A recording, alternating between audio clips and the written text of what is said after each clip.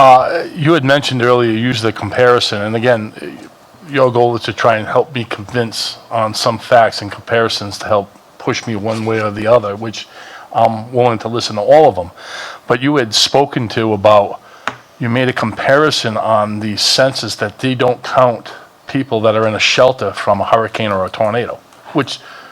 They don't count them at the shelter. Correct. Yes. They count them at their residence. Yes. Now, to me, that's an act of God, a hurricane or a tornado, and you're using that argument as to try and persuade me, for example, that's why we should count the prisoners, because I can't.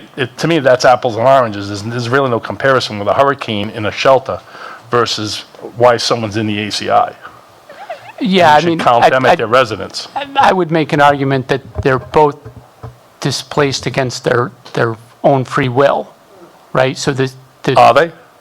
The person, I would assume most people don't walk to the ACI. Well, I'm because they kind wanna of a person of spend the common night sense type there. person, not to interrupt you, but there's choices in life, and I've had to say this, and it to me, life are choices. We don't want to count the kids that are misplaced from DCYF or the ones that are institutionalized for medical reasons, for mental purposes. We're not talking about them. We're talking about one. But we won't do the military. We won't talk about the colleges. A choice to go in the military is a life choice that garners results. A choice to go to college is a choice that's made that garners results. There's choices that put people in the ACI that they chose.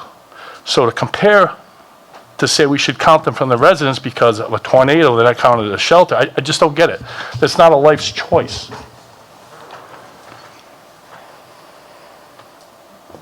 That's all I have.